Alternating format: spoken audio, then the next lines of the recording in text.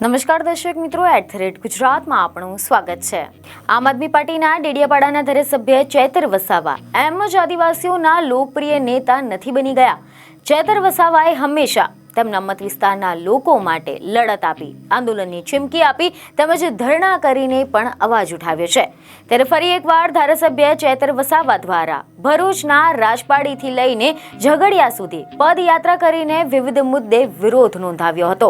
સમાચાર એવા મળી રહ્યા છે કે ભરૂચ જિલ્લામાં ગેરકાયદેસર રેતી ખનન, બિસ્માર માર્ગો અને ઉદ્યોગોમાં સ્થાનિકોને રોજગારીની માંગ સાથે ભરૂચના રાજપાડીથી લઈને ઝઘડિયા સુધી 13 કિલોમીટરની પદયાત્રાનું આયોજન કરવામાં આવ્યું હતું અને આ યાત્રામાં મોટી સંખ્યામાં લોકો જોડાયા હતા। ભરૂચ જિલ્લામાં બેફામ રીતે ઝઘડિયા તાલુકામાં ગેરકાયદેસર રેતીની લીજો ચાલે છે, સિલિકાના પ્લાન્ટો ચાલે છે, રેતી કરસરો ચાલે છે, કોરી કરસરો ચાલે છે, જેના કારણે આ બેફામ બનેલા ઓવરલોડ ભરીને જતા ટ્રકો દ્વારા અનેક યુવાનોના મૃત્યુ થાય છે।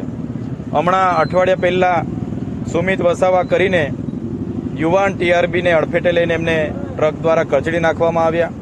ગઈકાલે સાંજે જ અમે જ્યાં ઊભા છે ત્યાં એક વિક્રમ વસાવા કરીને યુવાનને પણ રોડ ક્રોસ કરતી વખતે એક ટ્રક ચાલકે અડફેટે લઈને મરણ કરીને જતા રહ્યા છે। ત્યારે આટલી બધી બેરોકટોક જે આ માફિયા, રેતી માફિયા, ભૂમાફિયાની જે આ વિસ્તારોમાં ઇનલીગલી જે ધંધાઓ ચાલે છે, અમે અગાઉ રેલીઓ કરી, આવેદનપત્ર આપ્યા, છતાં તંત્ર અને વહીવટી ખાણ ખનિજ વિભાગ હોય, કલેક્ટરશ્રી હોય, પ્રાંત હોય, એમના પેટનું પાણી નથી હલતું। એટલે અમને લાગે છે આમાં તમામ અધિકારીઓને હપ્તા પહોંચતા હશે, કમલમ સુધી હપ્તા પહોંચતા હશે તો જ આવા બેફામ બનેલા રેતી માફિયા હોય, સિલિકા માફિયા હોય કે કોરી માફિયા સામે કોઈ પણ જાતની કાર્યવાહી નહીં થતી। કલેક્ટર કચેરીનો ઘેરાવો અમે કરીશું। ત્યારે અમે સરકારોને કહેવા માંગીએ છીએ, આ વિસ્તારમાં અનુસૂચિ 5 લાગુ હોય, પૈસા 1 લાગુ હોય, આદિવાસી બહુલ વિસ્તાર હોય, 73 એની જમીનો હોય, તો આવી રીતના કઈ રીતના બેફામ રીતે આ રેત માફિયાઓ આવી રીતના રેતી ઉઠાવી જાય, સિલિકાઓ ઉઠાવી જાય, એમની સામે કાર્યવાહી કરો।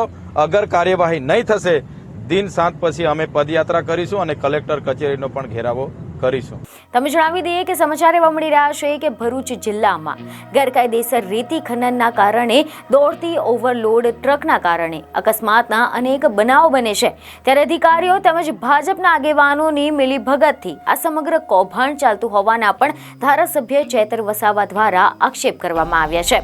આની સાથે જ ચોમાસામાં બિસ્માર થઈ રહેલા માર્ગોને હજુ સુધી સમારકામ કરવામાં આવ્યું નથી અને આના કારણે પણ હજારો વાહન ચાલકો મુશ્કેલીનો સામનો કરે છે। આ ઉપરાંત ઉદ્યોગોમાં સ્થાનિકોને રોજગારી ન અપાતી હોવાના પણ આક્ષેપ ધારાસભ્ય ચૈતર વસાવાએ કર્યા છે।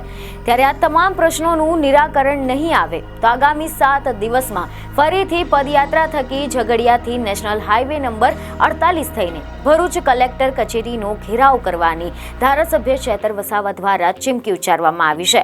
બીજની ખબરો સાથે ફરી મળીશું। ધન્યવાદ।